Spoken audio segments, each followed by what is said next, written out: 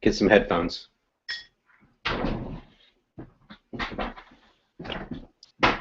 And a drink.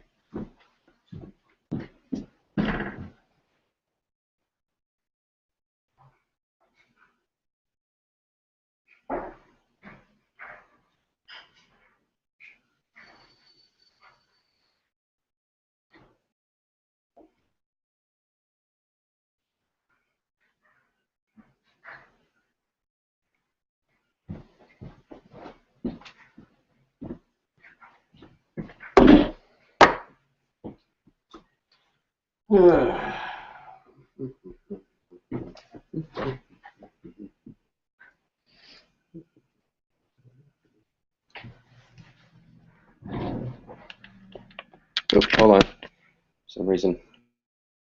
Okay. Uh-oh, I can't hear you.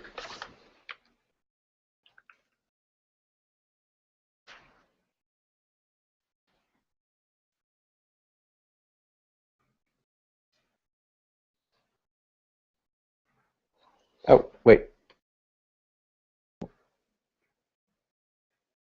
Can you hear me? Hmm.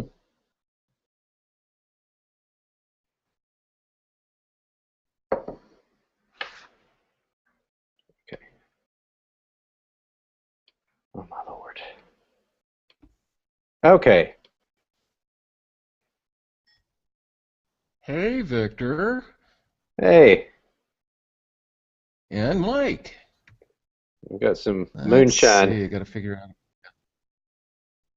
Oh, nice. I love it. Good stuff. Let's see.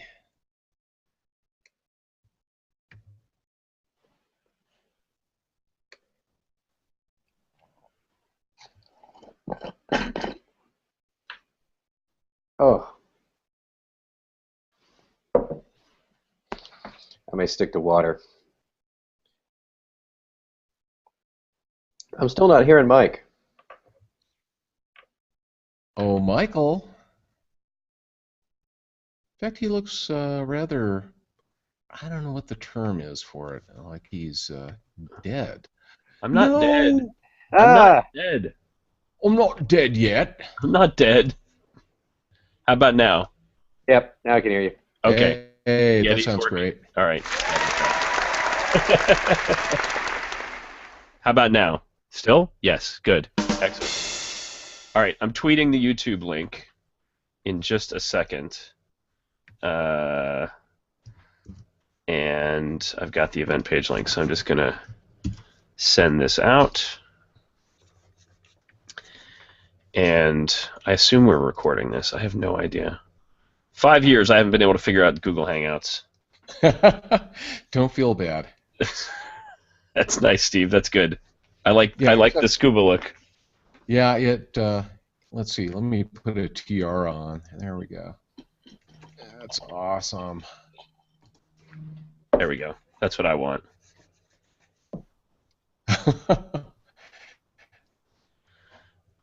I've long considered myself the bozo of the operation, so this is perfect. Okay. Let's backgrounds. So, I have just tweeted out the YouTube link to everyone. I imagine people are going to start joining in on that. I will see what it looks like over there. I think it's time to get background here. Yeah, and there's a link to join the Hangout on Air right there on the YouTube link on the YouTube page. So we'll let people do comments over there. I'll pause that, and they can join in if they want. And the rest of the team should be here as soon as they're available. I'll send out the link to them, assuming the email accounts are not. Oh.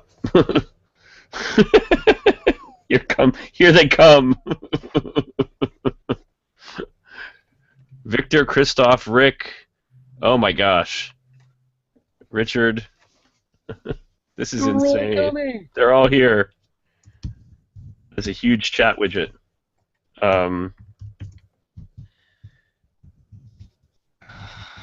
So as the servers are slowly shutting down, Nick, that was a lovely. Both of you guys, those were lovely. Those were lovely posts and lovely sentiments. Steve, you had a lot of work to do to get that post ready. Holy smokes! Yeah, that hurt. As usual, Steve took the bullet.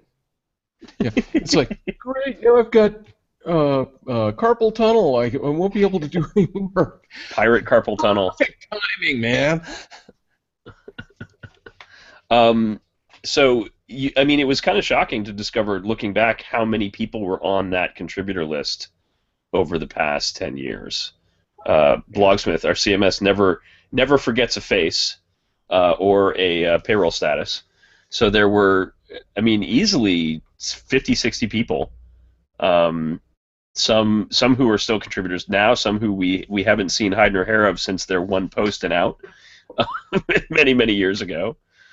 And in the chat, we've got Sam Gibbs, we've got our former fearless leader Tim Stevens, former other fearless leader Josh Frulinger.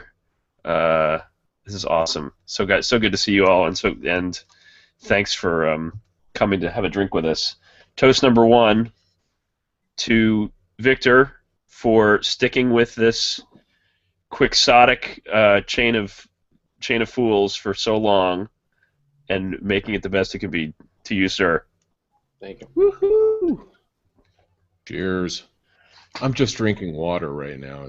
I am too. I have some moonshine, but I opened it up and it smells so awful. I'm not gonna even forget it. All right. Well, I've got beer. I've got Namaste beer. So this is my Steve Jobs homage. Nice. There. Also to the joystick team. Yeah. Guys, incredible job to you. Cheers. Sorry, Chico. And to Steve and Dave, who hopefully will be joining us. To you guys as well. I got to slow down. Shot. This is real beer. I've got a 6-pack. Now I feel sick. Why geeks shouldn't drink. So so on Sunday night, someone noticed my decor here. Hang on a second.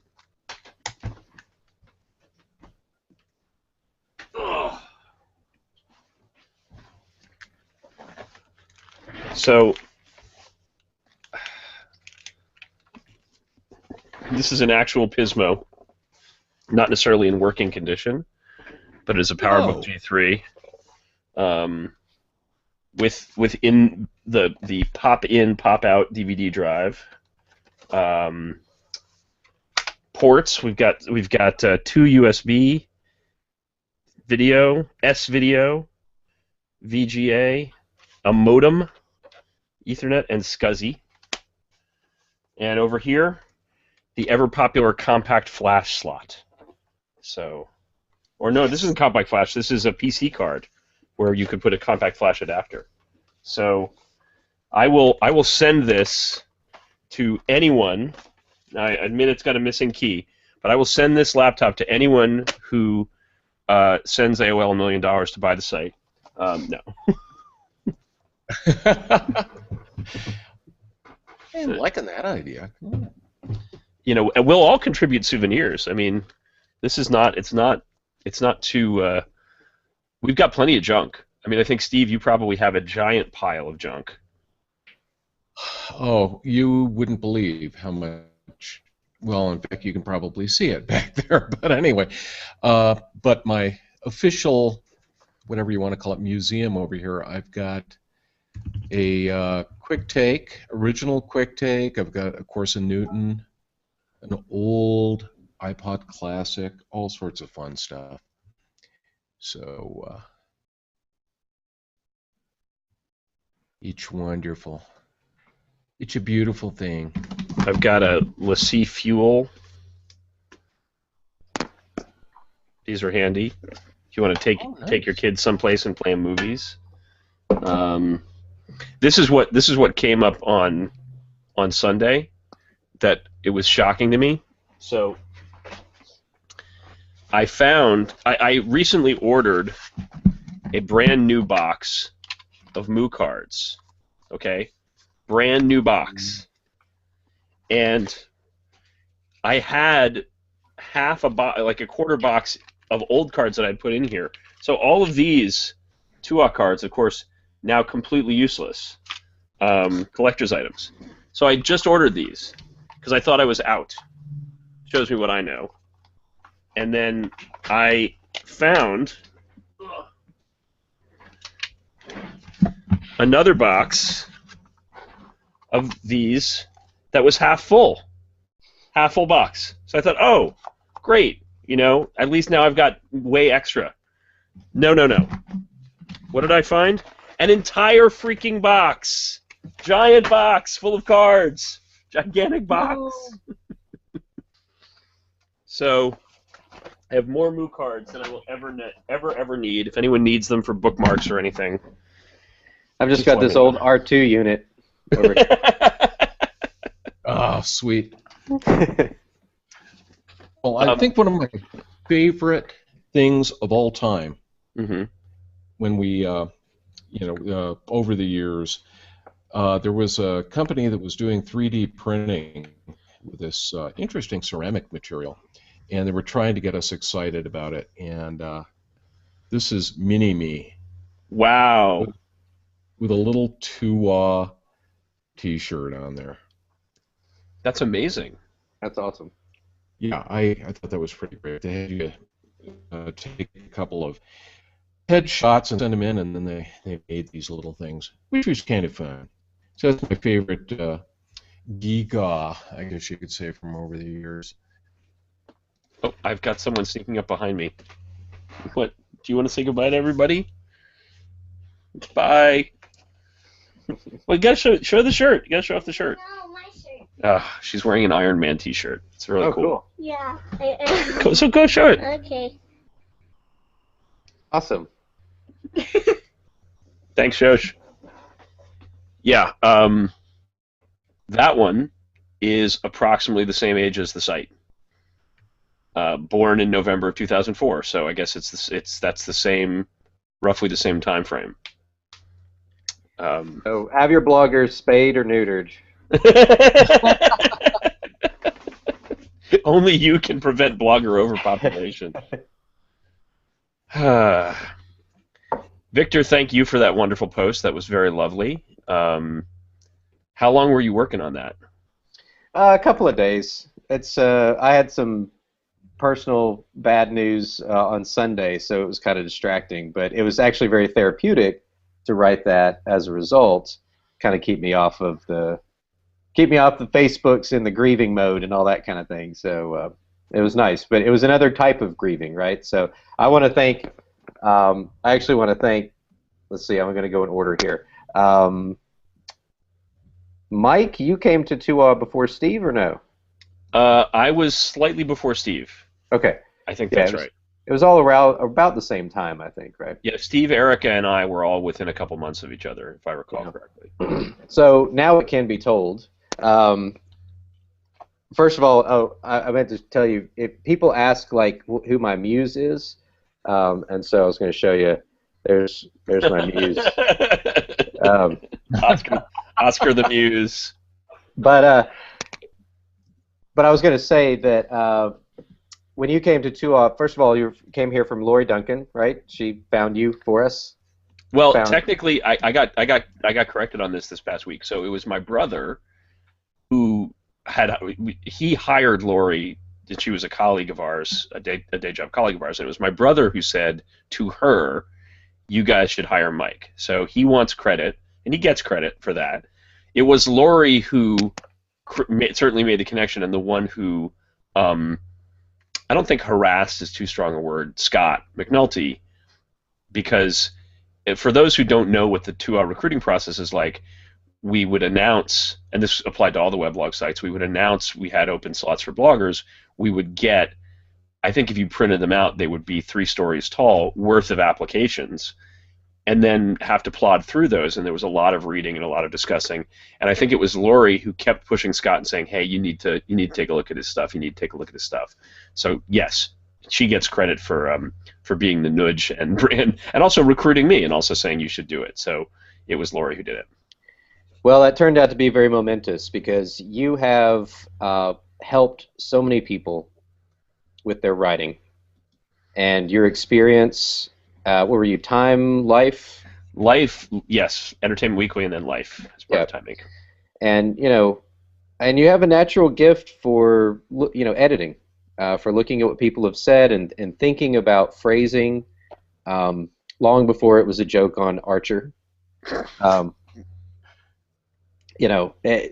really been amazed. You would catch stuff. It would drive me bananas because you would catch stuff that I had sat there and looked at for like 30 minutes and gone over and over and over, and you're like, well, there's two, what? I was like, are you kidding me?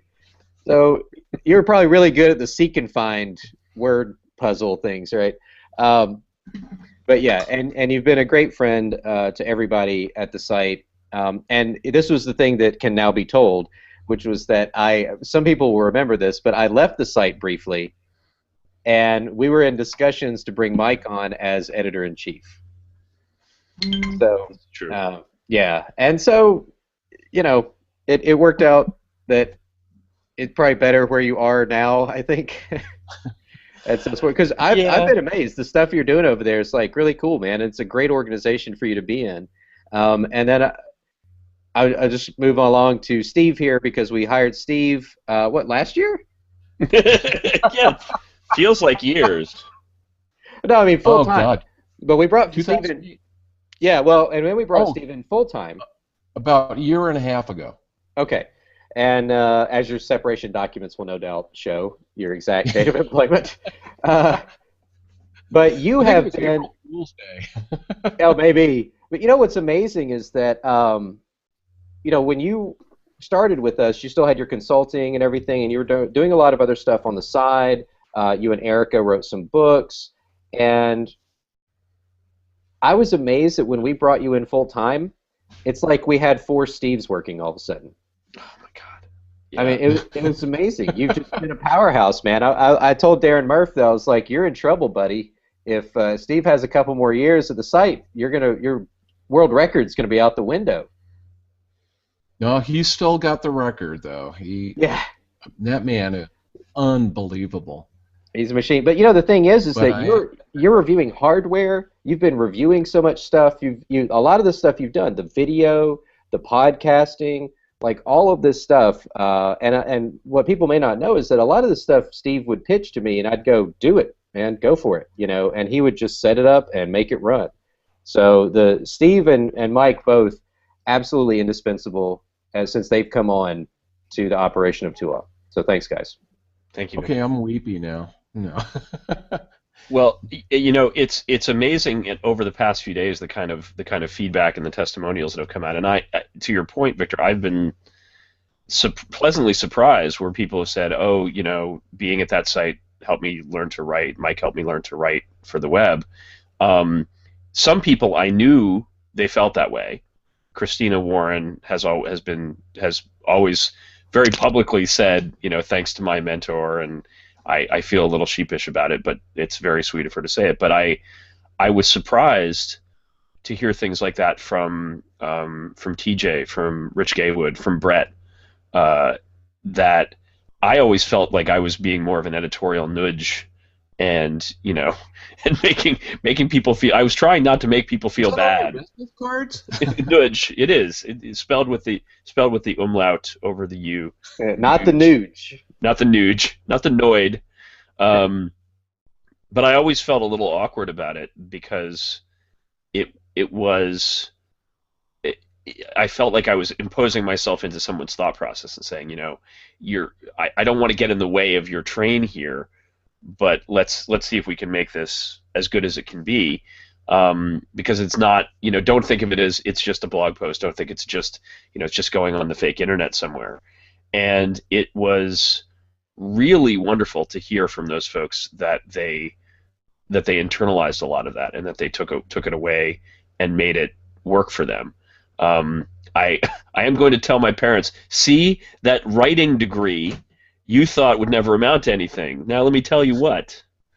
Um, but also to your point, Steve and Kelly Hodgkins and some of the team members have just been such machines, and just the ability to keep at it day after day. I mean, Steve, I don't know where did you end up? Well over 2 million words, or like 5 million words.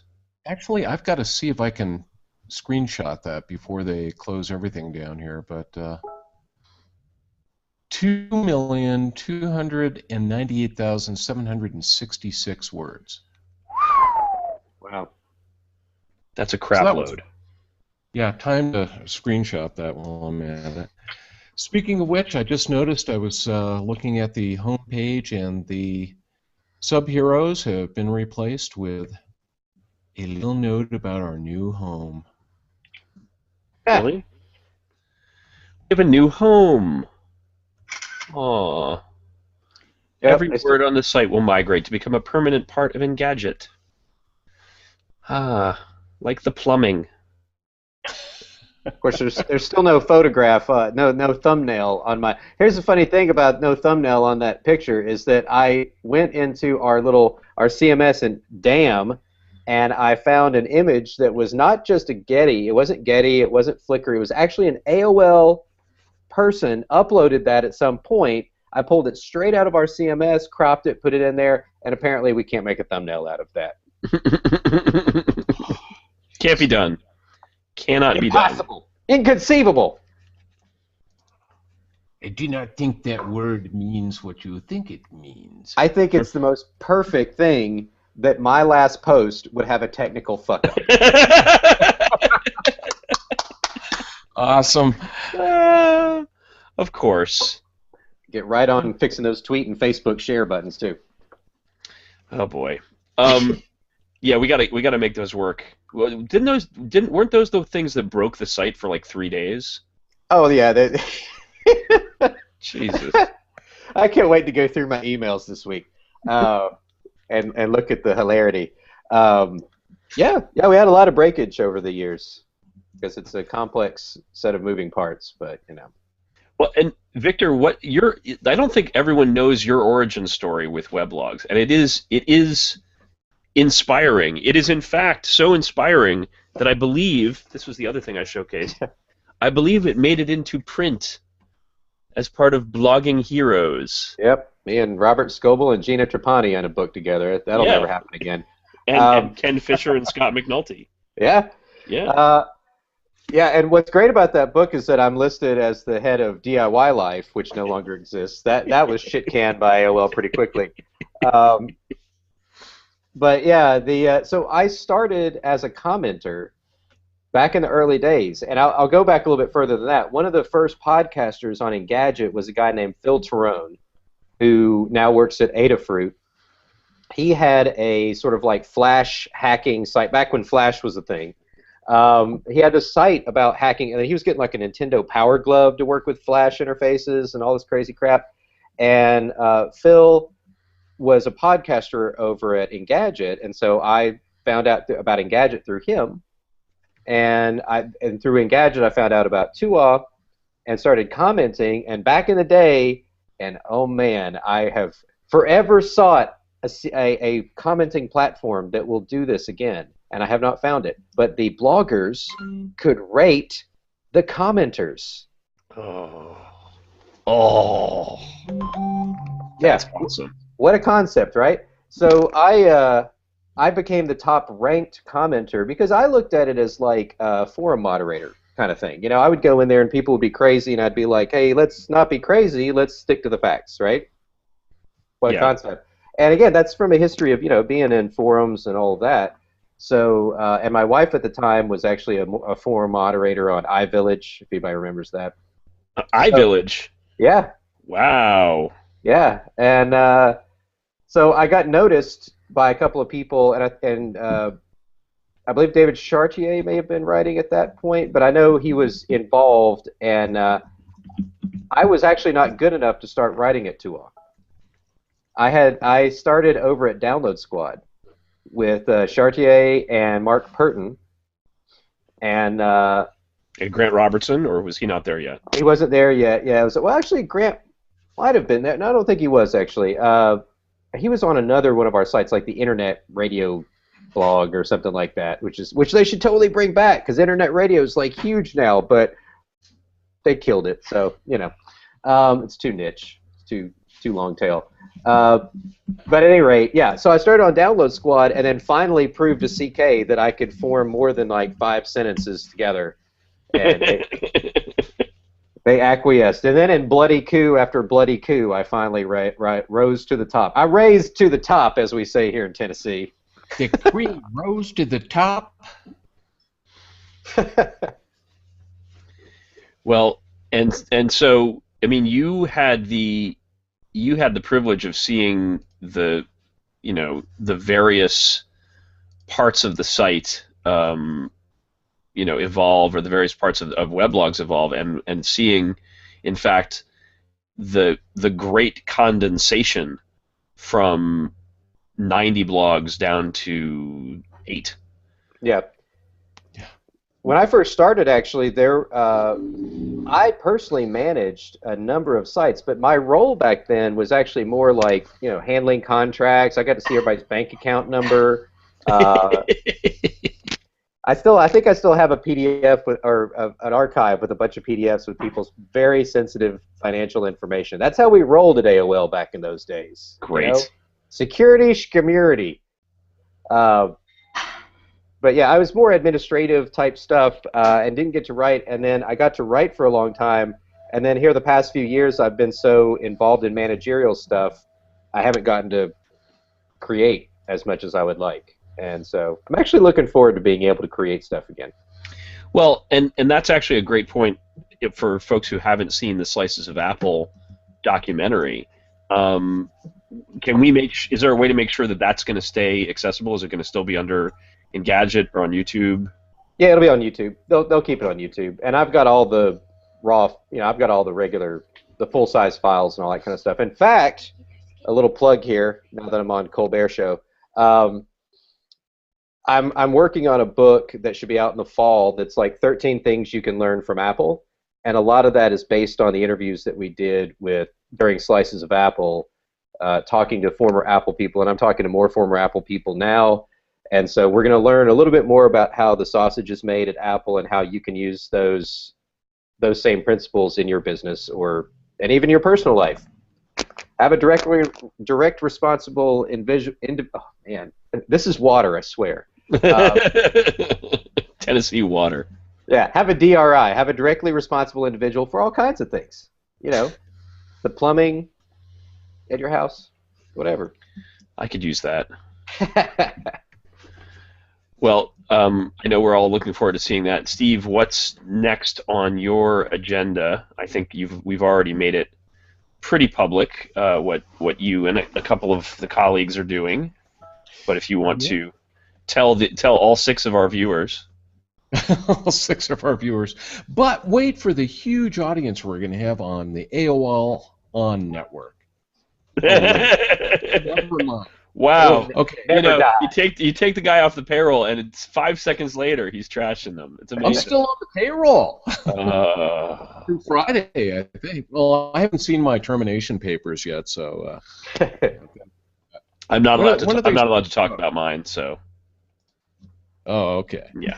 But and I have a cat wandering over here who had his teeth cleaned today, so that was oh my gosh. Of fun. Yeah, he. You're spoiling him. And he's got a bandage he won't let me take off of his. There he goes. Okay. Anyway, what am I doing? Yeah, that's a good question. Anyway, a couple of us are starting up something called Apple World today, where we're going to try to do all the things that we pitched to Victor, and he'd send up the ladder, and they'd say. So, and Victor, I got to thank you for everything you did, over the years, because I mean, you really let. Especially me, I was constantly saying, "Hey, can I try this?" And a lot of times you just say, "Go for it. Let's give it a try." Ask it's better to ask for forgiveness than ask for permission. At least it seemed that way. And some of the stupider ideas you were really good at knocking down, and I'm glad you did, because somehow I think e-books probably, or a magazine, really wouldn't have made it. But that was lots of fun. Anyway, Apple World today, we're slowly but surely getting lined up for our launch on Monday, and it's going to be interesting. That's great. I was trying to get John Legere from T-Mobile to retweet. He had a tweet last night where he was talking about being upset about TUAW and joystick going down the tubes. So I sent him a note and said, hey, we're a couple of us are going to carry on the tradition of TUAW at Apple World today, and he favorited it. I needed for him to retweet it, so it's gone up to these million-plus people out there. But first headline: T-Mobile CEO doesn't grok Twitter. Yeah. Fails to use personal brand. Hey, nobody's blogging over Valleywag. You could probably post it there. There you go. It's like Valleywag's dead. Oof. I don't even want to think about Valleywag. I don't know. I'm curious. Like, I was talking to someone about this. In fact, Martin Conaghan. I don't know if you guys know him. He was one of our writers at Download Squad, and he lives in the UK. He was on a couple other ones back in the early days too. But he works for BBC now, and he was suggesting that we crowdfund a documentary about the early days of blogging. Weblogs versus Gawker. Wow. So I'm thinking about that. That would be interesting. I love that idea. Yeah. I may do that. That's another one of my little things, my little projects that I'm evaluating right now as to what to do next. And you're going to get Paige to film it, correct? Oh, yeah. Yeah, Martin would probably produce it, and I would be talent and writing, and Paige would be videography and editor. She's awesome. She is amazing. And for everybody who watches this, if you haven't already gone onto YouTube, gone to the TUAW channel, which hopefully will remain around for a little while, and watched all of the episodes of Slices of Apple, you've missed a lot. It was a really great, just overall wonderful documentary. I can't say enough good things about it. It was good. Also good with peanut butter. Not yeah, very good. Not those slices of apple. That's a different kind of slices of apple. Sorry. Yeah. I mean the amount of work and effort and production and the production value really of what you guys did is astonishing. It's just amazing. And knowing what goes into professional videography and editing and making that look the way it did, very impressive. She's good. She makes me look good. She does. Someone playing the theremin? Oh, good grief. Hold on. That is actually, my ringtone is the yodeling country song that killed all the Martians in Mars Attacks. Oh, my wife's ringtone is now the Doctor Who, one of the Doctor Who themes. There's a bunch of them. Some of them are really loud. Dun dun dun dun dun dun dun dun dun Okay. dun. That one. Yeah. Megan will know exactly which one I'm talking about. I think it's like I am the Doctor or whatever the name of that song is. But the first time she said, like, she'd never had a custom ringtone before. I mean, she had just one of the ones that was baked in, and I was like, "You got your iPhone 6 now. You're gonna have a ringtone." So we looked through, we shopped, we looked through. She's like, "Ooh, I want that one. I want that one." So we set it up. We're in the car the same day, and of course, when the phone rings in the car, it turns the radio off and like turns on Bluetooth, and it plays the ringtone in the car. So we're listening to the radio goes dead, and suddenly the Doctor Who theme is playing, and she's like, "What the hell is going on? It's an alien invasion." I'm like, "No, it's just your phone ringing. Remember, we did this whole thing, so now that's your phone ringing." She's like, "Ah! Don't use that phone. You're going to start a fire." But what is going to be a little sad for me, among everything else that I haven't really processed yet. But what's going to be sad for me is not being able to say to people when they say, I have this technology question, or I want to know how to use my Mac or how to use my iPhone or my iPad, not being able to say necessarily, the post doesn't exist yet, but wait a day, and we're going to have it for you. And like be able to say, look, we created some custom content just for you, because if one person asks, chances are there's 1,000 people. And there were a couple times for family or friends or acquaintances where they said, I looked on your site and you don't answer this question. I was like, you're right, we don't. We're gonna. And now I guess I'll just have to say to them, I don't know, but stop calling me. Lose my number. Just forget you ever had that number. So for Ricky, lose a number. So for you guys who are full timers who are now going to be looking for gainful employment, are you going to take any time off and sort of take a step away from this crazy internet hamster wheel before you jump back in? Apparently, Steve is not. No. I definitely am. I've got the rest of this week to wrap up some AOL stuff. Like Steve said, I'm technically not done until Friday because they're going to maybe need some help moving stuff over. I doubt it. Maybe I'll get my truck and we'll get a trailer hitch. Yeah, guys. Yeah, we'll move them over. And then next week I'm going to spend some time hitting some microphones. I do comedy, so I'm going to go. I haven't gotten to go to Asheville. There's a bunch of places around I want to go visit. So I'm going to take the rest of the month to kind of hang out, chill out, and then see what happens. You're going to Asheville, North Carolina? Mm-hmm. Well, I will send me the date when you have it, and I will send I'll send my family. Oh, cool. They'll be the ones in the back heckling.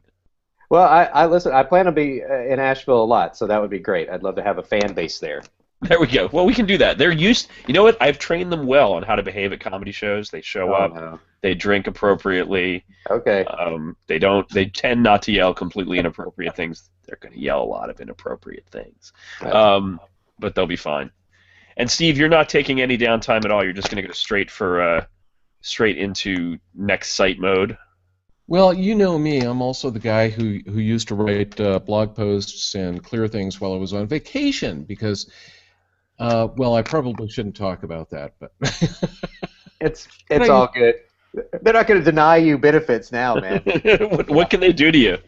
They're not going to retroactively dock you for when you were on the cruise ship posting. So. Yeah, I mean that was so amazing because, and that's one of the reasons I decided to start up my own site because I was really concerned that if I went anywhere else, they were probably going to come, bobbing in and say, "Oh, well, you've got exactly 14 days of vacation." And hey, I'm sorry, spouse and I like to travel. We're cruisers. We love having fun, and I will be darned if I'm going to stop doing that. So. And that was the deal that we made, actually, when I brought Steve on, was the fact that he said, can we still do this? And I'm like, yeah, man, I haven't tracked my vacation days in our whatever dumbass tool we've got in behind the VPN in a locked filing cabinet with a sign that says, beware of the leopard. I haven't done my vacation stuff in 9 years.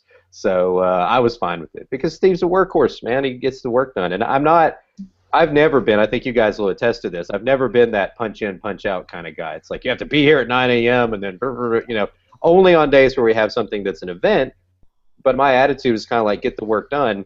That's also, for those of the people who don't know, that's part of the reason why we shifted away from the news model was because AOL wouldn't staff up, right? You can't have news and have freelancers who are just like hanging out waiting for something to happen.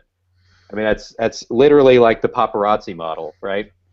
And so these people have lives. I don't hire paparazzi.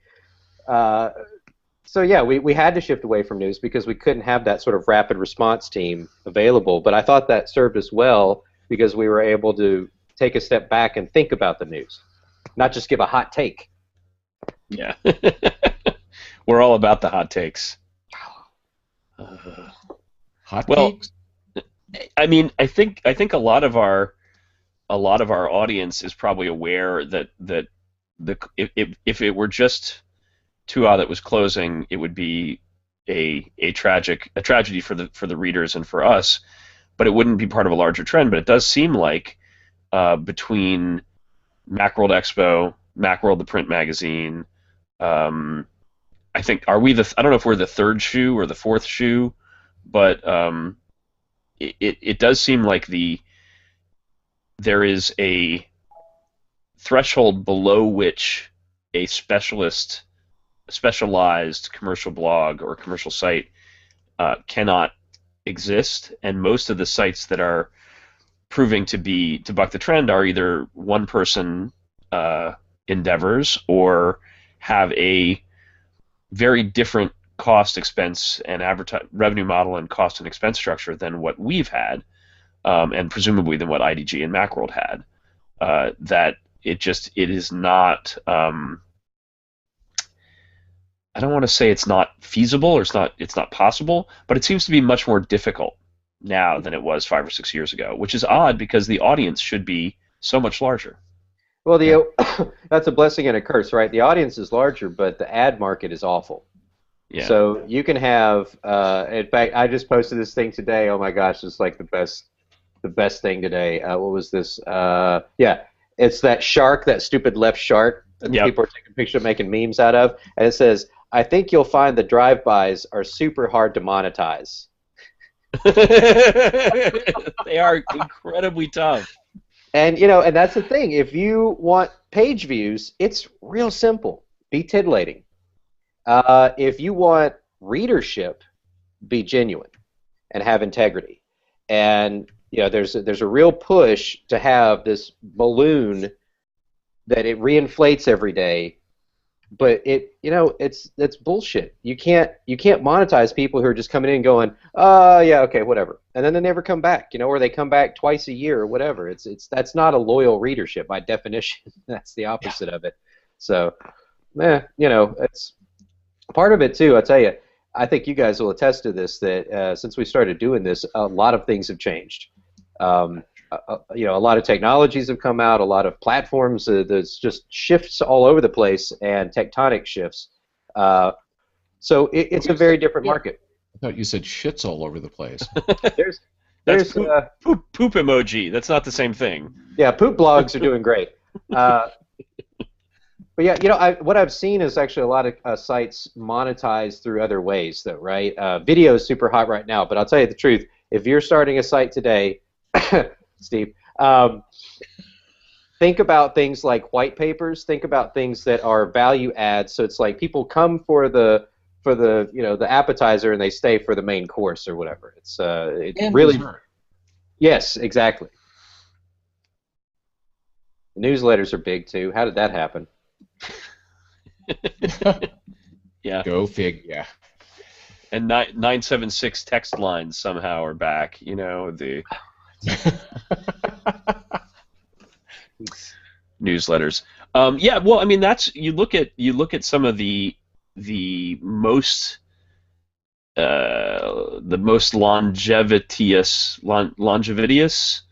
longest lasting. What is the word I'm looking for? Longest lasting. The venerable sites in the Mac ecosystem. Venerable. And like Tidbits is a newsletter. That's what that is the driving engine over there. And it's been around for 180 years or so. Adam is extremely well preserved, and this is the fourth robot Tanya. The first, he goes through. No, I'm just kidding. They're youthful. They're both so youthful and athletic and healthy and infuriatingly healthy. 100 miles a day, so he's got to be youthful. Adam runs an ultra marathon in his sleep. Like he's like he. Well, we love the Tidbits crew, and you know what? I will say one of the great things about having worked here is that we really tried to get along with everybody. We really did. We really tried. Quick to praise and to compliment and offer and offer credit. Very slow and parlous with blame and criticism, and just mostly you were the I tried. I really tried. I was quick to tweet my dissatisfaction with some people, particularly when we didn't link to them fast enough. But Yeah, but we tried, and I think part of being in the AOL stable made it a little bit easier for us to take the high road most of the time. We didn't always. We sometimes were provoked. And speaking of provocations, uh-oh. it's Kelly. She'll be here in a second. Kelly Guimont, certainly the person I've spent the most time talking to on the phone over the past 7 years, more than any member of my immediate family, who is muted. She is muted for some reason. I don't know why she's muted. Oh my God, she's mute. She's lost the ability to speak. Now she's laughing. Mute and cute. But Kelly has been my partner in crime for the Talkcast, for a lot of the early brand extensions. Then of course, Steve, you really picked up the banner with the TUAW TV Live and the other video production. But Kelly, thanks for making the time to join in. How you doing? Okay. I was muted because I'm trying to figure out what microphone my computer actually thinks it's using. It appears to be your headphones, so that's good. Yeah.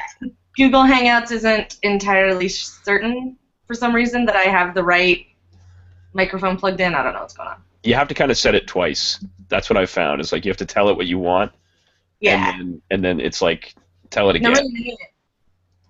Tell me. It's like a Bruno Mars "tell me 2 times" kind of thing. Anywho, having Kelly here reminds me that I wanted to reiterate what a wonderful time we've all had when we do get to actually physically hang out together and see our friends and fans and readers at the late lamented, suspended, hiatified Macworld Expo. Wait a minute. The unofficial Macworld Expo. Done. Sold. Dave Hamilton is all over that too. We'll get the unofficial band. Yes. Yeah. I think it's That would be easy. awesome. And we could do it in Hawaii. There you go. Come on. How much better is that? Love it. Like anyone else on this call is going to complain about the weather in Hawaii. But Kelly, here comes Dave. Yay! Hey, Dave! I'm finally back from my running around. Dave. Hold on, let me put you over here so I can in be your- looking in the right direction. In your igloo. Yeah, no kidding. See, There we it's go. so funny. It's bright sunlight where Kelly is. Dave is buried in snow. Yeah, it is pitch dark here. How's the weather? Are you able to drive around now, or is it still like 8 feet of snow? It depends. My neighborhood doesn't get plowed by the town. We just get plowed by the guy at the top of the hill. And, he does That's what she said. I'm sorry. I had to. TW. I was going to give you just that and just see if anybody got there. Couldn't help myself. I'm so sorry. I'm so ashamed. Is that the fool? You got plowed by the fool on the hill. Yeah. Getting plowed by the guy on top of the hill. Okay, I'm sorry, Dave. You were That's saying. all right. Well, our road is still a mess. The main roads are fine, but our road is still a mess. Are those Beats headphones? No, these are Sony cheapos. Okay. Fake Beats. No. Doc was wearing Beats yesterday, Well, of Oh, yeah? course. or Tuesday, Yeah, or he Sunday. Doc doesn't have kids. He gets all the cool toys. That's right. When you have kids, you get the cheapo knockoff headphones. When you don't have kids, you get Beats headphones. Mostly so you can hear the kids in bed. If you look closely at his headphones, they might just be bats. That's true. If he got them in China, yeah. So, Dave, your plan is to be part of ye old Apple World today as well when you are free to do so. That's it. What is that version of Monopoly behind you, Mike? Or is that a book in front of the Monopoly box? No, that hang on, I'll get It's that. Steve Jobs' Monopoly. It's not Steve Jobs' Monopoly. That would be awesome. Not. Hold on. It's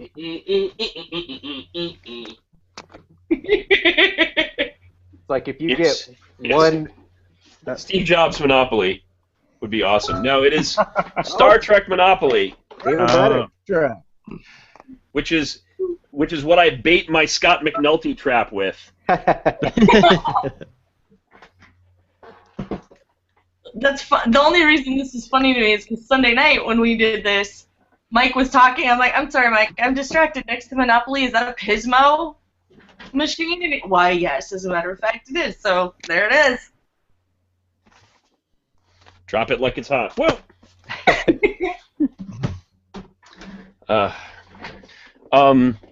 Dave and Kelly, Victor and Steve and I have been sharing anecdotes and memories from the past decade. The floor is open. The beverages are open. Cheers. I'm Namaste. beverage free. Here, I have an empty mug on my desk. Clink. It had orange juice in it earlier.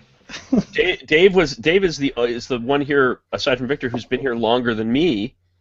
Yeah. You started about 6 months before I did, if I recall correctly, or maybe Yeah, that's a year. about right. And you were the veteran. You showed me the ropes. Oh gosh. It was awesome. I guess that's true. Yeah, I've been here a very long time. CK Sample hired me, and back then it was Jason Calacanis was running the show. I came along right before the AOL purchase. It wasn't very long at all. Yeah, actually, Dave was writing at TUAW before I was. So I started over at Download Squad, and he was over at TUAW. Wow. And now were you both there for Winstock, for the one and only Weblogs Inc.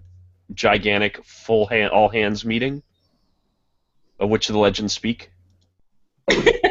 I was not. I don't think so. I don't think I remember that. That's something Barb and Lori and some of the old timers talk about Winstock. I do have a video from Winstock that somebody sent me. I don't remember who sent it, but it's of Calacanis singing "My Way" drunkenly at karaoke. Wow. I'm just keeping that one in my hard drive for a while. We'll see. If I need a round of angel investing or something, we'll whip that out. Need a round of something. Funny how occasionally the guy in charge of TUAW can get talked into karaoke, isn't it? It is funny how that works. Dave, any memories or thoughts that you wanted to share with everybody while we have an audience of 8? Okay, 8 kids gathered around.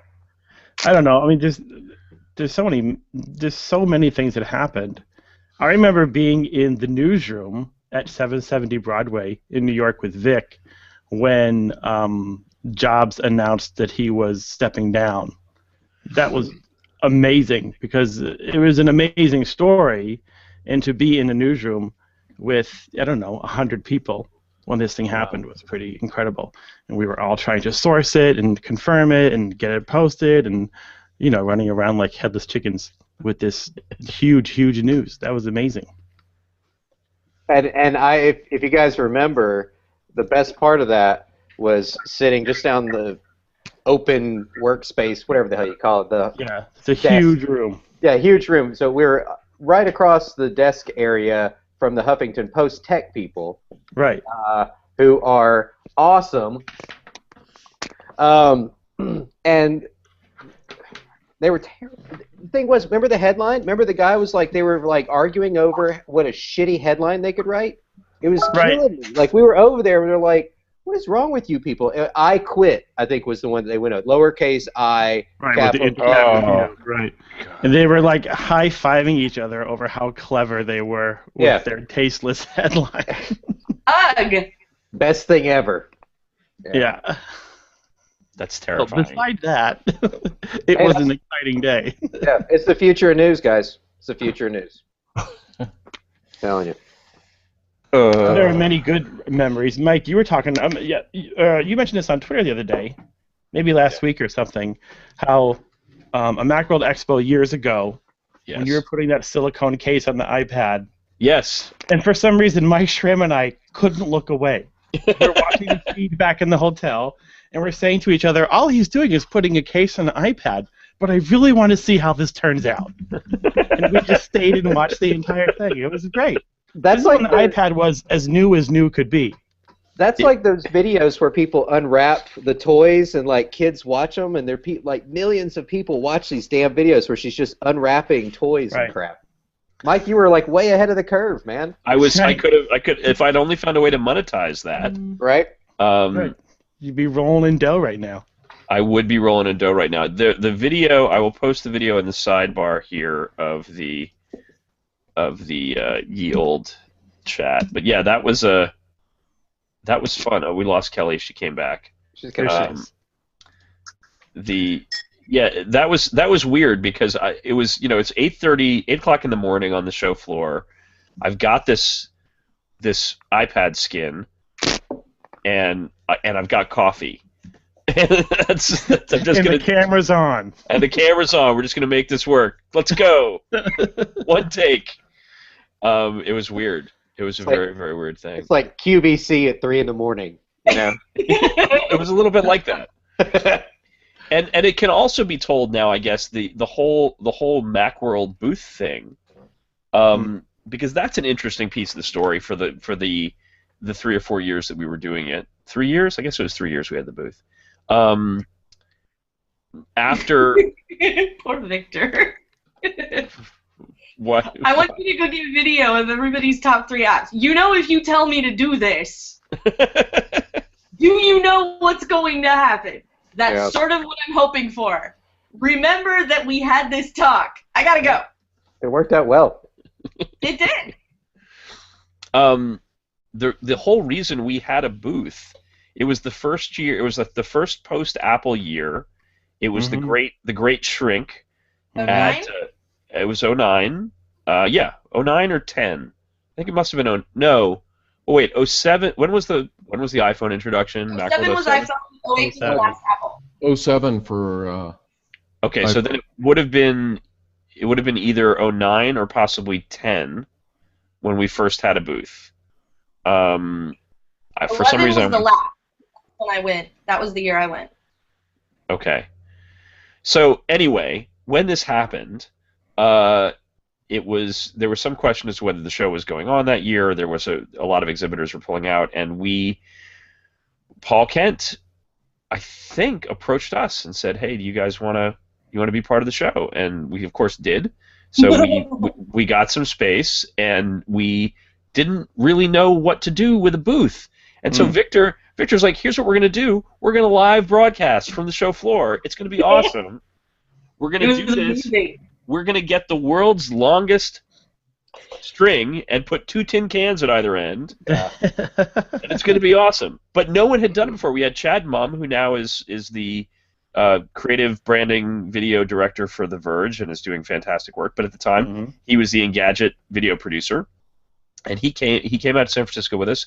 We had 2 Mac Pros under a desk. We had a couple of cameras. We had, I think, a beta version of Boinks TV. I mean, it was like barely.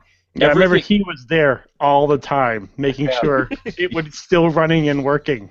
And he had a macro for the tweets and for the lower thirds, and it was all insanely just like right on the edge, and it worked great. It worked fantastic. It did work fantastic.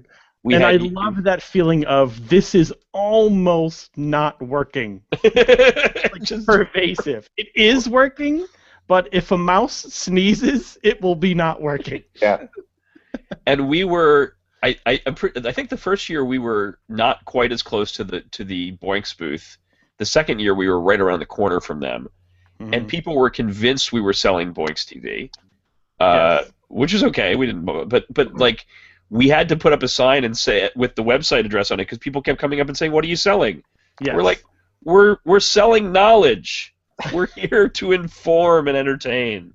I I remember Vic writing .com on an index card and taping it on the side. Yes. My favorite was near the end of one of the shows. Someone, you've got these people who go at the end of the show and they try to get as much swag as they can. It's like, oh, you don't want to ship that, give me this thing, right? And I've maybe done that. And this lady came by and asked if we had a brochure. And I said, that was my favorite tweet. Was you saying that?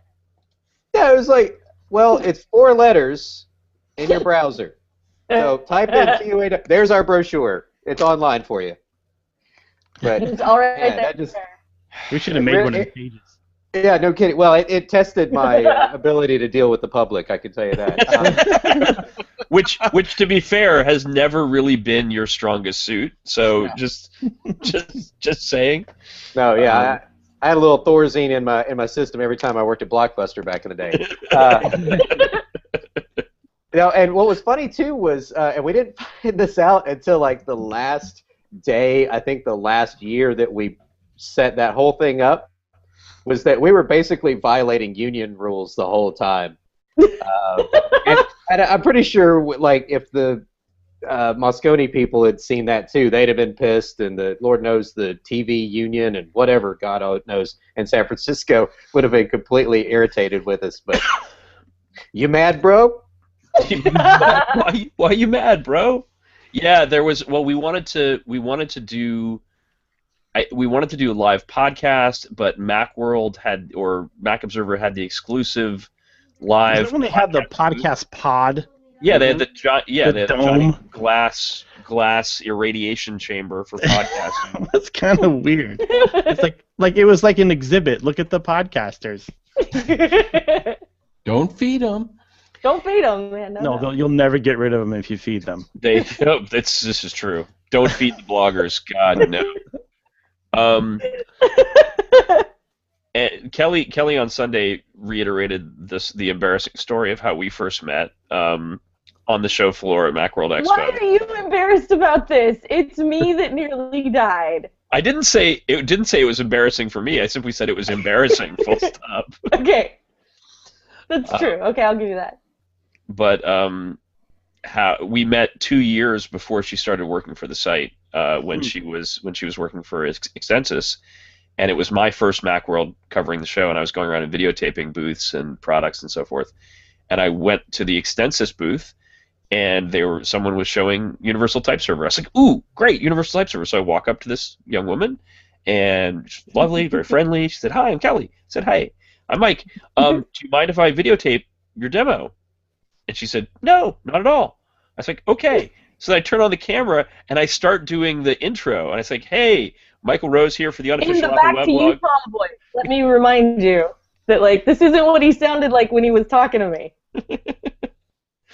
I was like, welcome to the show floor here at Macworld Expo. I'm Michael Rose, and I'm here with the Unofficial Apple Weblog, and we're talking to Kelly. And it was like I said, Unofficial Apple Weblog, and then the next sentence was, and we're talking to Kelly here at the Extensis booth, who's going to show us Universal Type Server. So she had no time, zero time to process. The time allotted was 0. And Vidler has eaten the video, so you can't still see the expression. But when you were able to go back and look, you would have seen a moment, just a moment of oh fuck panic. Just a second. Right. Okay. Yeah. Completely distilled fear. I'm doing what? And then she did a great demo. She did a great demo. It was a great video. I said, "Great, thank you so much." I stopped recording, and I know she didn't physically do this, but it felt like she grabbed me by the collar and slammed me against the side of the booth. It was like, "Okay, look, we have to talk about this." You need to share more details before hitting go. She's like, "I have." No, it was because I had applied to write for the site, and nobody ever got back to me. Yes. And I said, "Wait, you work there?" I tried to apply to write there, and nobody ever told me what happened. I just want to know what happened. Apparently the answer was no, but I wanted to know why. Me not answering an email? Wait a minute. It was Scott. It was Scott. Oh, okay. McNulty. Oh, yeah, Scott. That guy's terrible about answering emails. Not me. I answer all the emails within 2 to 3 years. Well, Okay. And I then, think go ahead. well, and then when all of us get together, there's just the general mayhem of out to dinner with everybody. And inevitably, now that both of you are here, you knew this was going to happen. Damn you, autocorrect theater. Oh yeah. That's when autocorrect was new, or publicizing autocorrect failures was like a brand new thing. Yeah, Yeah. like Because it autocorrect didn't itself happen. was brand new, and so it was just becoming a thing where everyone was noticing this thing is wrong so often, and it makes me want to hurl my phone out the window. And so people started to share online, look at the dumb thing my phone did, and people started to think, hey, that's pretty funny. Let's gather them together. And then, what was the website? It was it just Damn You Autocorrect, right? DamnYouAutocorrect.com. Okay. So, I don't know, we start reading it, and I think it was Mike says, the best one I ever read was, I'm just texting to let you know your mother and I are going to divorce. Wait, what do you mean? What do you mean? Disney. We're going to Disney. It was the phone. And then very Dave different. took that Very ran. different. Yeah, And so it I was sort of beautiful. acted it out as if they were these two people that I knew. I may have drawn inspiration from my actual parents. Bring me the phone. You can't have both phones. There'll be a fire. No, she said, bring me the phone. You're holding a phone. I need to use the other phone. Oh, for crying out loud. Yeah, it might cause a fire. I didn't write the phone. The phone's writing things for me. Bring me the other phone. So, texting to let you know, this was the best bit, was because right from the open, you knew it was good. Your mother and I are going to, He realizes it after hitting send. Yeah. Not only did I traumatize my child via text, I have no idea how to undo that. Everyone's kids are sending them texts now. Speaking of kids, I have to step away for 5 minutes just to make sure mine are not eating chips and candy. So I'll be right back. Okay. You guys go Candy's on. okay, but chips and candy, he's got to draw a line. Well, kids don't like to eat chips and candy, so he's safe. Kelly, can you recognize this? Well, I see it's the Millennium Falcon, but I don't know. I can't get any further than that. Yeah, it's the Falcon. It's the model that they reissued when the Phantom Menace and all that came out. And what's cool is that it's the model that they actually took from the original molds from the original series came out. Yeah, or the original, the trilogy came out, and so it still has a battery pack. Well, and it has like all the stuff that you used to be able to put lights in it and stuff. So I'm actually rigging it so I can light it up. And yeah, what I want to do now, because you got all these crazy with the Bluetooths and the NFCs and all that. But I'm gonna make it so I can like activate it from my iPhone and I can do different stuff with it. That is amazing. That's what I'm doing. That's my new project. Is just retrofitting an old. Just build a Millennium Falcon. No big deal. Right. That's awesome. Here, let me grab my snow globe because you guys will dig this. That's awesome. That's great. It's a cast member. It was a cast member thing. It's got Star Tours in the back that my friend got me when they relaunched the ride with all the new effects and everything. So when they did the remaster, they gave that, they had that as a thing that was available for cast members. So I got that, and like one of a cold cup that has the new robot on it. Oh, cool. The new Alice and Janney robot. Yeah. I haven't been on Star Tours in 22 years, which is older than some of our readers. Dave! I know. It's far away and expensive. I know. I'll get there eventually. Yeah, I do have a picture of young me in front of that AT-AT out front, though, like this. I know. It's Like a big dork with my thumbs up. Okay, let me tell you my big Disney dork story. I made Scott. We got off the escalator at the ginormous escalator at the parking structure in California, which is the second largest parking structure in the world, And the reason it's the second largest is because Disneyland Tokyo has a larger parking structure.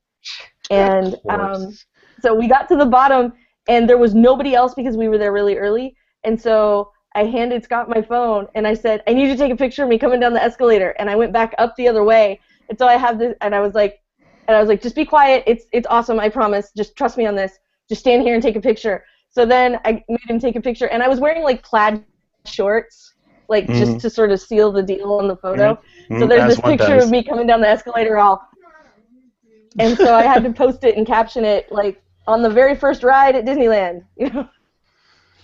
Awesome. Like, I don't even mind it. My Disney photos are in a shoebox, so that's how old they are. They're actual paper pictures.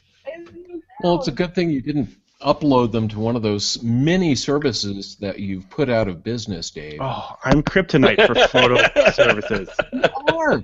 If What's you the want your link? business to fail, go on Twitter and encourage me to sign up, and then within 18 months it will no longer exist. How's that Gowalla photo app thing you're working on there, Dave? It's great. It's going to be fantastic. You're going to love it. Here's what it does. You upload your photos, it strips all the EXIF data off, and then it sends them back to you. That's what it does. Sounds legit. Yeah, it's good. It's really good.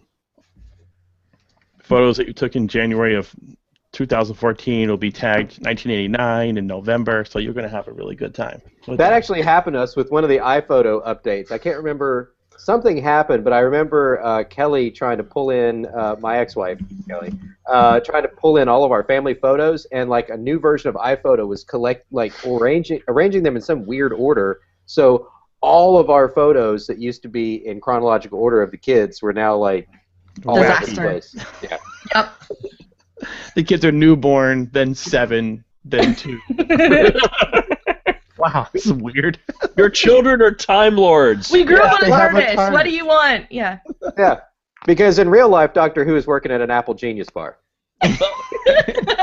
Wouldn't he just? Really, wouldn't he just be? Come Yeah. on. Well, he could do whatever he wants. Why not? Yeah, he screwdriver. probably would. I can't take the No. iMac in the bathroom, but we have a TARDIS shower curtain. So anyway, Here's my little thing. It's actually a screwdriver set. that's a sonic screwdriver. Oh. Nice. It's actually Oh, see here. It makes sound, you hear it, that's Sonic. See there?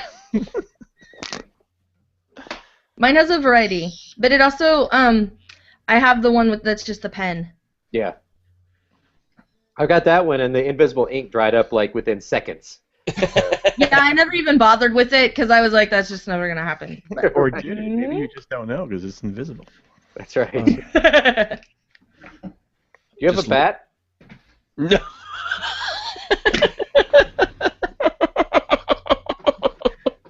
Oh God, No. you broke mine. Yeah, I have a room full of products. Is the problem? Ah.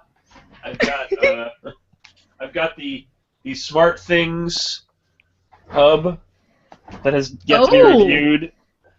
I've got the. I sent out a general apology, but I have to specifically apologize to some vendors. I still have your things. And These are your lovely parting gifts. Smart Things. This is their hub. It's lovely. I'm sure it's excellent. Over there, where you just can't see it, is a Jesus Christ keyboard falling down. Jesus Christ in there? You do have a lot of stuff to review. That cardboard box over there in the corner is an Anthrocart standing desk. Oh my God. Wow, you've got a whole desk. Yeah. That they sent me. They sent me to review it, and it never has happened.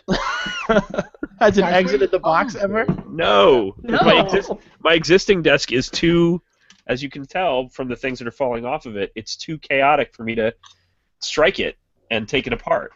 Yeah, I don't have the IKEA screwdrivers. So there's a standing desk over there that I have to. My wife is so going to kill me. She's going to kill me. Guys, you have to help me. Seriously. Has she come to you and said, Mike, we have to talk about the desk? She's like, Send me the desk. It has got to giant cardboard box. Well, I mean, it's not like her desk is so clean, but I mean, it's crazy. It's just you do have 2 desks, and one of which is still in its box. one of them is still in the box. Now you can have a stoop sale. I There should you have go. a stoop sale. You know what? Steve and I will have a virtual stoop sale on the same day. So That'd be great. Yeah. I mean, There's how you seriously. launch a site. Virtualstoopsale.com. Yeah. Oh my god, that's funny. Matt, Does the Matt UPS man Tinsley. know you? Matt! Hey. Hi! I just saw I just saw the link and I thought, well, I better take the opportunity to say hi, probably to some of you for the first time ever. I have met Matt in person, and I can vouch that that is Matt Tinsley. or at least if it's an impersonator, it's the same guy I met at the app for coffee in London that time. So well done, replicant Matt. Very good. Done his homework, replicant man. Yeah, clearly. How are Sorry you? to burst in and interrupt. Not at all. Matt, I'm glad Not a you're bit. here. Actually, I wanted to thank you for all the stuff that you've done. You know, I'm not even sure how we found you. I remember writing it. There was a "We're looking for you" post on TUAW, and I used to just read TUAW all the time when I first got a Mac, and I thought, hey, maybe I can do this. And so I wrote to you, and I can't believe I wrote some terrible example posts and stuff. And when I looked back, I just cringe, and I definitely was a terrible writer, still not very good, but you could definitely improve. So thanks for at least bearing with me through that.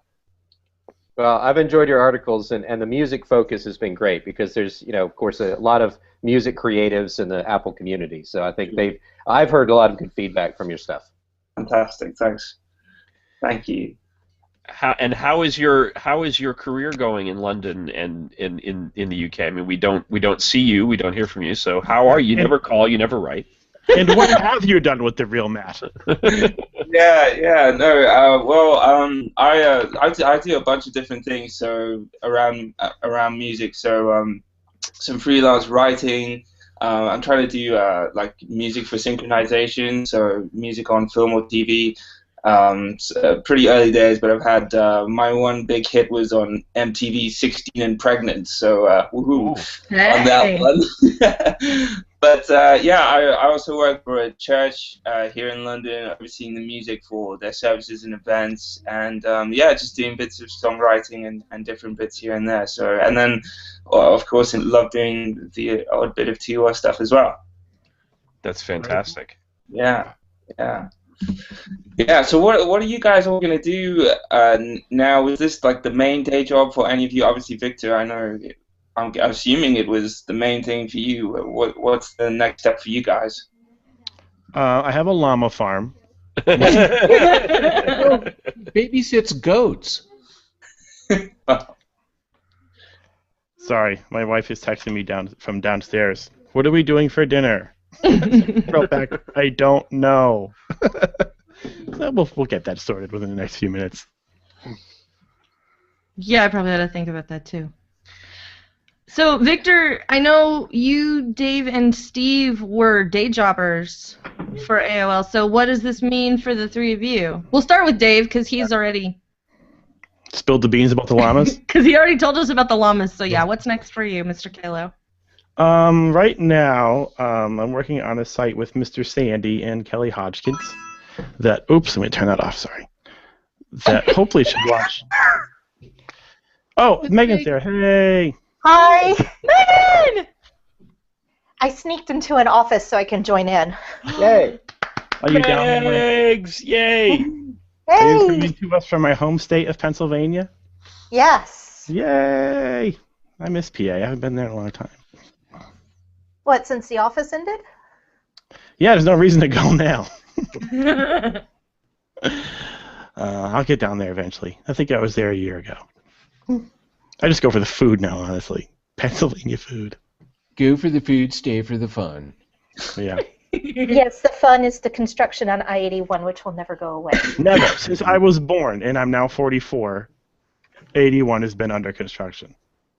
I don't know what's taking so long. Kelly just said, wow, that I'm 44. No, I'm wowing at like, I always say, like, this has been under construction forever, but, like, I got nothing on my entire life. So, right. It's crazy. Yeah. I guess, we were just like a city construction crew. It's good job security. Clearly. It used to be broken and then reconstructed. So, Kelly, to answer your question, I'm doing that, and then whatever other odd thing I can pick up to meet the bills. Okay, and so Steve, you're doing AppleWorld.today, right?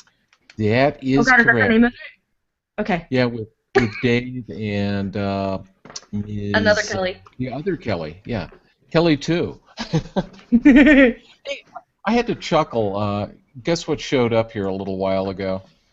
The TUAW newsletter. And it's got the same articles it's had for like 3 days. So It'll do that probably for the next 50 years. Oh. I thought you were going to say day or two. I forgot to turn it off. I don't know if I have access, so, hey, let Hey, it it ride. says at any point you can unsubscribe. I am looking forward to not going through 150 PR emails a day. That's going to be nice. Yeah. Yeah, I'm about to get to inbox 0 real fast tonight. I opened up my TUAW email for the first time since last summer. I had 3,500 emails sitting there. Wow. I just love the ones that have been coming in over the past couple days, particularly the one today that was like, long-time reader, first-time emailer, we want to promote this product. And I was like, you are not a long-time How long have you been reading? You're lying. Right. That's like, I have to talk to TJ. I don't know how long we'll keep the Tumblr, the WTF TUAW Tumblr going. Yeah. But some of those are just like, I'd love to submit articles to you. I am very familiar with the Lollipop upgrade for Android. We're like, that's nice. That's great. Yeah. My copy will be relevant and on topic. I strongly doubt it. My hunch is no. Yeah. Signs point to no. So Victor, how about you? I'm actually joining a city construction crew in Pennsylvania. Well played, sir. No, I don't know. I got a couple of irons in the fire. If you go to superpixel.com, you can see a couple of things I'm working on because I've got a book about Apple that's going to come out in the fall, and I've got Angry Dad Gamer, which is actually going to be a lot of fun. I was speccing out. I'm going to build a PC, guys. I'm going Windows. Yep. What? Well, we're going to do a Twitch channel. So Angry Dad Gamer, and I mean, frankly, if you want a gaming machine, you should have a PC. So I'm speccing out like, I'm speccing out like a pretty monster machine, and we're going to do a Twitch channel. And I've absolutely fallen in love with Twitch, mainly because it's like YouTube when it first started. And it's very Wild West and. Yeah. It's a lot of fun, and what's really the best about it is what we're going to do with Angry Dad Gamer is, I book comedy cruises here in town. So when we bring comedians in, after the show, they're going to come over here, and we're actually going to stream live and have the comedian playing a game, and I'm going to be like Robin on Howard Stern. I'm going to be like the producer, and we're going to do like a Reddit AMA. So they're playing the game, and people in chat can ask the comedian questions as they're playing the game. That sounds like a terrifying gauntlet to have to run. Oh, no, it's going to be great. It's going to be awesome. It totally won't be a shit show. Totally. Here, capture this flag while I hurl questions at you. That's right. Yeah, basically. Well, a lot of people, when you game, it's like, especially if you've played a game already, it's not a big deal. So, like, we're going to dick around in GTA 5 and just goofy stuff like that. It's Twitch is really interesting to me right now. So, I don't know, doing that, maybe some other stuff. Cool. Twitch is great. I watch people play Hearthstone way more than I'm willing to admit right here and now. I even have people that I like to watch play Hearthstone. I just sit here and watch them play. I love Trump is my favorite player right now. He's great. See, and He's got this big like Captain Kirk chair, and he takes it extremely seriously. Yeah. I gotta sit here and like eat cinnamon toast and watch him play. It's awesome. Back in the day. Now what have you got? Back in the day when my brother and I used to play in television, I have a prop for every piece of the conversation.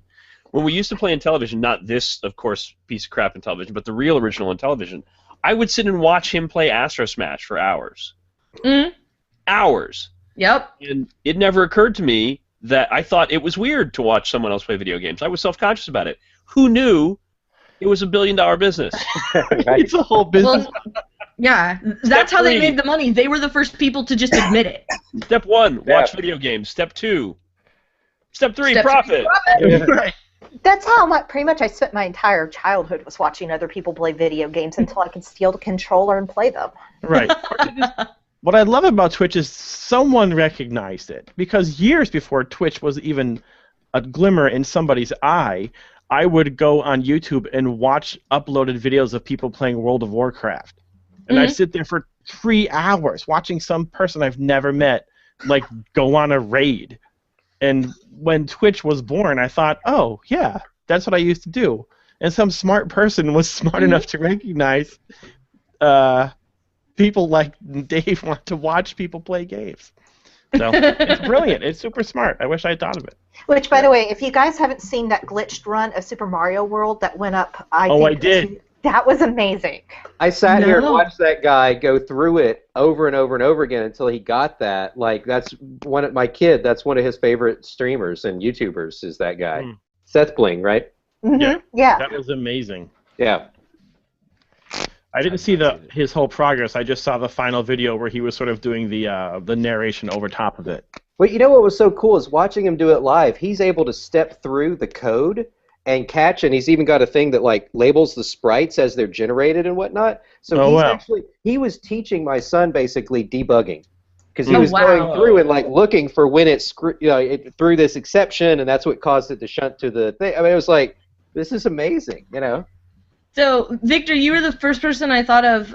The guys behind the Pixel Press Floors game put out this Adventure Time game that is also Pixel Press.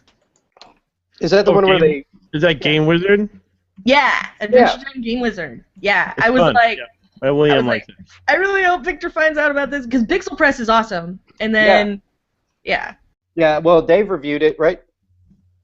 I was in the process. I guess that's the part they finished if you'd like. Damn it. well, Just put it on our Tumblr. Just put it on our Okay. Tumblr. But no, I'd seen it. Yeah, I want to play it. It looks great. Like, that's another thing is that I'm getting into the game review. So Angry Dad Gamer will have a YouTube channel as well, where I'm going to do like kind of like a JonTron thing, but you know, and a little bit of personality in it, but also just the video game stuff. And I should be doing. You may see some of my reviews across a few of our favorite websites, maybe. Oh. Working on something there. So.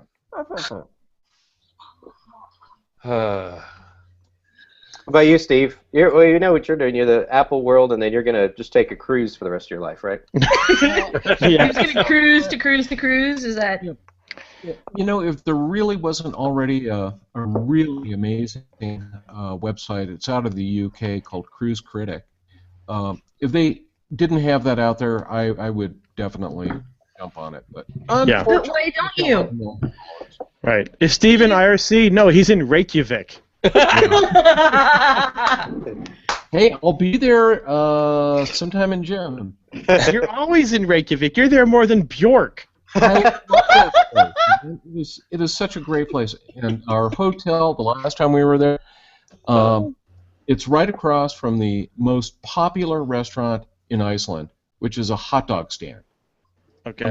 What? It's amazing. Wow. Okay. Well, Steve, you know, I know Cruise Critic exists, but remember, there was a point in time when people went, what do I want Facebook for? I have MySpace. Steve, angry Cruise Critic. Hey, you should become the Anthony Bourdain of cruise. There you go. There you go. I love that idea. I love no reservations. Okay. That could totally apply to cruise ships. It's awesome, and because you don't want to necessarily spin everything. Like, you know, you have to be like, overall, you know, I had a good time, but this really sucked. But like, this food sucked. I vomited. No, I've never done that on a ship, thank God. Anyway. Well, you could be like cruise tech. You could be the. See, there you go. Because the big thing now is the connected ship. That's the whole Quantum of the Seas. That's a whole thing. So they are going to need a Royal Caribbean Genius Bar. And who better? Genius Bar. I mean, I had a whole conversation this week on Sunday with a friend of the family who does work as a cruise rabbi. So she will go be the rabbi on a cruise. Now, just imagine that, but instead of with Jews, it's with technology. Right. And grandmas with their So iPads. still with Jews. Well, Nobody's calling. I don't know why. if you think about it, though, my father and my stepmother got their iPad because they were going on a cruise. So you probably have a There lot you of go. people who aren't familiar with this tech taking it on the cruise ships for the first And time. they're holding it above water. Yeah. Vertical. All the Vertically time. over the railing. Yes. You know, they've got the iPad. They're holding it over to the side of the ship to get video. So Oh, no. we almost dropped a brand new iPad when we were sailing Here's out what of you- Gibraltar. Here's what you do, Steve. You work a deal with OtterBox, and you just sell Survivor Series cases to everyone on that cruise. And you demo by like throwing it in the hot tub and pulling it back out, and it works. No. And then there's a Rental. line. Rental. You're like There's your you're money. like the Billy Mays of cruise OtterBoxes. In fact, I think that's your tagline right there. Netta. That There you go. someone register on shipboard OtterBox now. And That's- I mean, comes rolling we- in. We giggle, but that's actually a No. gig, Steve. That's a That's thing. an amazing thing. You could totally make that a thing. Absolutely. Well, I may have to do like just for the hell of it, do like cruise videos or something. You know, gripe about various things on ships. I think people would love that. Right, The like cranky people in cruiser. Right. Well, I did. If you'll remember, back in February when we were doing our Antarctic cruise out of Argentina, actually did a interview of the guy who ran they had all Macs on the ship. They actually even had a small Apple store that's on the ship. Nice. Celebrity Cruises, and so I took the guy and it was loads of fun. It was great. So now I could just do that to everybody. You know, See? walk up to the captain. Captain, let's talk about your issues. That's Talk about the need to sink the ship. Anyway, should be fun. Have you guys? I don't know. We've just whipped up like 3 business models for Steve right there. Yeah. I'm writing the stuff down right now. So. You could have the Twitch TV of cruises too. Just Yes, I live. could. Oh, there you go. 24-hour a day streaming video from the ship. Yeah. And here Dave will be on homework going, you know, I spent hours the other day watching these people play shuffleboard. It was amazing. God. Dave, you're going to keep doing the board game stuff too, right? I am going to keep doing BoardGamesWeekly.com. I'm trying to think of a way to finance it because it's. There's a couple things I have to try to work out. I'm doing the 2 episodes per week, but I'm thinking of spinning the Magic episode off to its own feed because I'm learning that there are people who listen to the show who aren't interested in Magic the Gathering, and there are Magic players who listen who aren't interested in other types of things. Anything else? Yeah, at first I thought it was kind of clever to do the 2 episodes, but now I'm seeing how it could, once a week you get this episode downloaded to your thing that you're not interested in. So I think I'll spin that off. I'm also thinking of Patreoning Board Games Weekly because That's smart. Yeah. like, oh my gosh, I'm uploading these episodes I'm uploading like 2 hours worth of episodes a week. And like basically I'm sawing off my arm every month and mailing it to Lisbon just to pay for the hosting and the bandwidth. So I think if I Patreon it, hopefully that will allow me to. All I really need to do now is cover the operating cost and then keep going. Patreon's worked really well for us, and Yeah. there's some video folks that make a ton of money doing it, so definitely try it.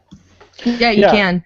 If I could just make enough to keep it going, I'd be elated because I just don't want to have to pay all this money for it right now. So, Yeah. but it'll keep going. It'll be fun. I'm hoping to do live playthroughs. I've been talking to the folks in my gaming group saying, who wants to be on videos online playing board games? Playing a card. And how are we going to do all that sort of thing? So I think they're into it.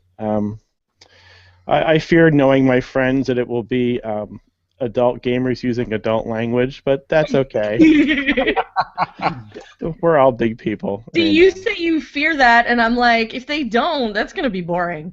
Well, Like, I I'm- always wanted to do something family friendly, but I guess the podcast can be family friendly, and maybe the playthroughs can be less family friendly. Maybe the 'Cause I love playthroughs talking about- are premium. Yeah, well, I love talking about family games because that's what I play most often with my kids. Right. And it's a great hobby to do with your kids. So I love talking about games that, 10, 11, 12-year-olds are going to get into. But I can't be dropping F-bombs during those reviews and drinking beer, so I'll probably keep them separate. Well, you could, but okay. Quick question around the horn, and I do want to see those those board game videos, Dave. But quick question around the horn: most unlikely person you met as a result of working at TUAW, and I only say this because I just saw Violet Blue retweeting Victor's post. And, yeah, Violet Blue's a good one. And she's got to be pretty high on the list. She's certainly high on the list for me. Probably not top of the list. She may not even be top of the people who write about sex lists. So anyway, but let's start left to right. Dave, most unlikely person you met as a result of working at TUAW. I'll either say the delicious librarian. No, I'll probably say Guy Kawasaki. I was pretty excited to meet. Met him at Macworld one day, and that was pretty exciting. I never thought I'd have a chance to say hi to him and shake his hand, and I did, and it was really fun. All right. Kelly G? Not only did I get the opportunity to meet Damon Wayans, I made him laugh. So I'm going to go with that. All right. Matt, do you want to play this round? Sure. Well, I probably feel like I don't know anyone. I met Mike. I met you, obviously, in person, but not in person. But I did get an email today from RHA, the headphone people up in Glasgow, and they were just Lee, who I've worked with for a couple of years, was very sweet, and she just emailed, said they were very sorry to hear that TUAW was shutting down, and it had been really great working with us. So that was a nice little virtual meet. That's very sweet. That's very sweet. Yeah. All right. Well, we'll take that. Let's move on to Megan. Ronald Wayne at Macworld. He came to one of the he came to the TUAW meetup. Yeah, he's high on my list. It was one of those things where I literally turned around and I was shoved in his face and going, "Here, meet him," and I'm going, "Okay, I'm just going to stand here and smile now." Steve? Ron Wayne. I've got to agree. That was probably the most bizarre. Back in the days when I was still just, wasn't with TUAW, I was doing my own gig and stuff like that. I did get a chance to talk to Wozniak, but everybody talks to him. Wow. Wayne was like, holy crap! Here's the guy who, didn't end up kind of making billions off of the company, and he's just kind of a fascinating person too. So he was lovely. Different. Who is the Ron Wayne guy? He's the third founder of Apple. Really? Yes. He was basically the grown-up that signed all the forms and did all the paperwork so that these two could go off in the garage and make magic happen. Mm-hmm. So, yeah, I would have to go with him. Yeah, he designed the first logo, which was horrible. Absolutely. Yeah. It was a lovely little piece of art. It was a horrible logo. Right, I was going to say, bad as a logo, but a very nice little piece of art. It's very pretty. A little too busy for a corporate logo. I actually would have to say it was really awesome to meet him because I actually, in 2007 after the iPhone Steve Note, really super unbelievably briefly, I got to shake Steve Jobs' hand. And then in 2008, I got to speak briefly to Woz under the ginormous Apple sign that was there at Moscone in front of the room where everybody goes for the note. And then I got to meet Ron Wayne, so that makes all three. So because of the TUAW and meeting Ron Wayne, that makes it like the Apple trifecta. Was Woz on his Segway? Of course he was. Were you at the iPhone launch thing in 2007, Kelly? Were you I was. You were actually at that. I was in the room when it happened, and and the power of public speaking I didn't understand a lot of what they were talking about in the technical details of the information they were delivering about the phone, and I was still like super excited because they were super excited and it was awesome. And then the CEO of AT&T came up and started talking, and after about 30 seconds, my brain went all of a sudden just like alerts started going off like, it's after 10, you got up at 2:30, what are you doing? You are so tired. And like he sucked all the energy out of the room. It was hilarious. That's amazing. Yeah, So- it was a really amazing moment to be in that room and listen to Steve go, are you getting it? Yeah. Wow. It's a phone. It's I was on the phone with Lori Duncan, who was in the overflow area right outside the keynote, and I had just joined the site not long before. I didn't make it to Macworld, but I heard she's relaying stuff to me over the phone, and when she said they're calling it iPhone, I could hear what sounded like it sounded like the building was being torn down. I mean, it was the strangest crowd noise I've ever heard. It was like it was bizarre. Yeah. I actually have a prop, Mike, and I had to bring this up because Nitrozac and Snaggy. Yeah. Oh yeah. A Nitrozac painting, otherwise known as Liza Schmaltzel is her name. Yeah. But anyway, Joy of Tech. this is her painting of Jobs actually doing the painting. I'm gonna prop humble brag you, Steve. Mike, you're like Carrot Top. You just keep. I am. Do you have a chest that we I can't do. see? It's a much larger room than you think. This is Look at It's that. my shrimp on the Barbie. a print of Duncan Davidson's famous Oh, Oh, that great photo. monolith photo. That Oh, wow. amazing photo. Nice. Yeah. That's super cool. Tag Okay. myself here for a second. There we go. My camera is portable, so I can show these to you guys. This one, obviously. And then the Think Different poster, the 24 by 36, and then the one back there that you can't really see is the Ansel Adams one. And I got them both nicely framed. And the reason I love that one is because it's a picture of Ansel Adams. And so to me, It's a it was always selfie. sort of, yeah. But to me, it was always really funny to be like, oh, and that's my Ansel Adams photo in the office. Like, to me, it's a very entertaining thing to get to say. Oh my gosh. But I bought them in the 90s because I wasn't married yet. And it was the reason I finally broke down and got an eBay account was to get these two posters.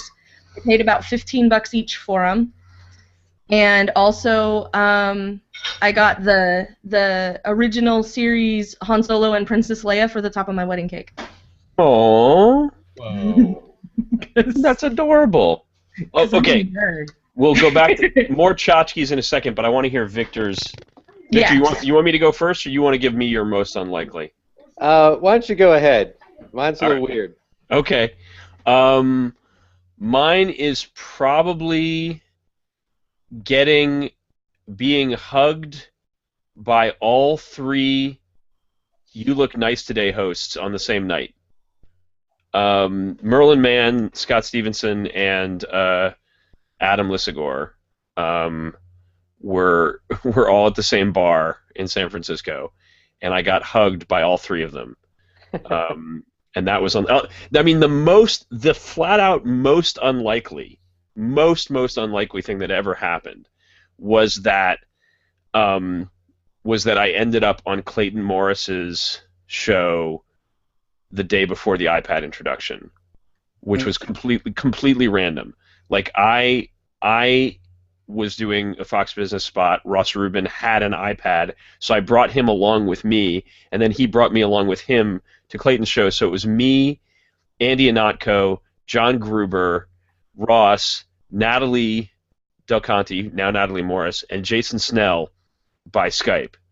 Gee. And those were the people in that room, and I'm like, something has gone wrong in the universe because I am not supposed to be here.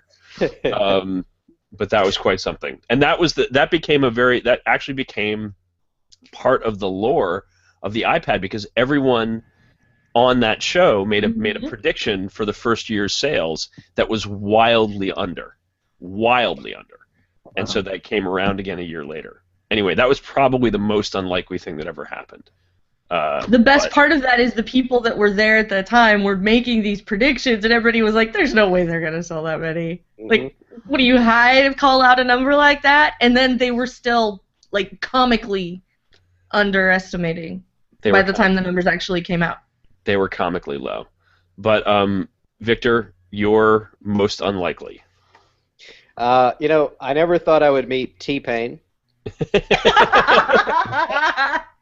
I kind of hoped that I would meet Ronald Wayne, because I had hoped that, if I was doing this thing, we would get into Apple lore, and he was part of that, and so I kind of expected that to happen. I always hoped I would get to meet Seth Green. That was cool. That's right. I know, right? Yeah, and I'm a dumbass for not getting my picture taken with him, but He liked my picture. He was awesome. But I have to say, the most unexpected thing that ever happened at one of these things, and is this being recorded? No. Let's say for the sake of argument that it's not. Okay, well, I don't care. It's on my YouTube channel. No one's ever going to see it. Okay, all right.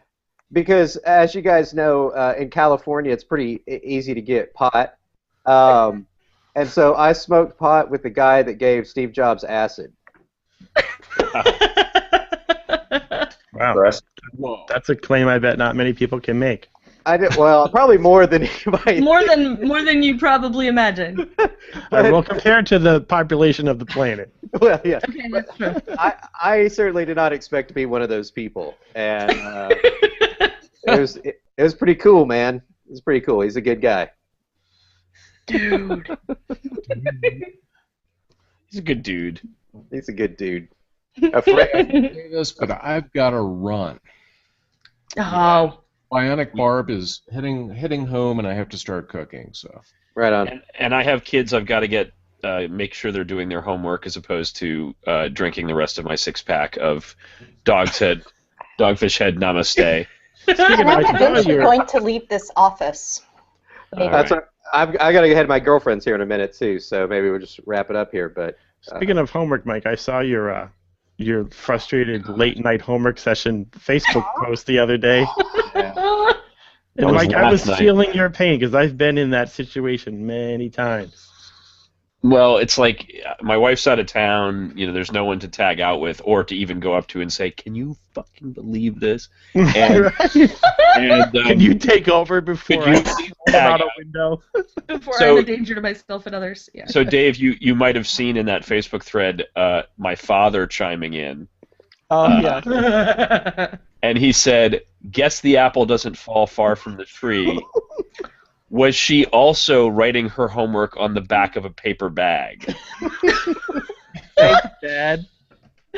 To which I say, you know how people say, "I hope so." They say it. Right. They say it casually, like, "Someday you're gonna have a child just like you." And right. The parent curse. I hope they give you the same kind of grief and aggravation that you're giving me right now. And you just shrug it off. You're like, whatever, old man. I got nothing. nothing but time. Until this day. Until this moment. That's where I'm at some of the time. It was so infuriating. It's like, what are you working on? Oh, I'm revising this. Well, what do you mean? What? Hold on. Why is it 1 o'clock in the morning? Where's my wallet? Anyway. Exactly. Well, thank you guys for coming out for this go round. We will find time to get the gang back together. We'll do some sort of reunion special. You are all absolutely 100% welcome to join myself and Ms. Guimont on the after show, where we will be hopefully welcoming guests now that we have a bit of a more regular schedule. And for me, it's been an honor and a pleasure. I could not have asked for a more creative, creatively insane bunch of collaborators and fellow travelers than you guys. Well, here's to the crazy ones. Cheers. Yeah, cheers. Cheers. Cheers. And to anyone who may be watching this, our apologies. We won't do it again. I want to thank all you guys because there's no way I could have gotten through the past 9 years without all of you. So thank you very much. Thanks, Vic. Thank you, Victor. Thank you, Victor. All right, guys. Broadcast stopping.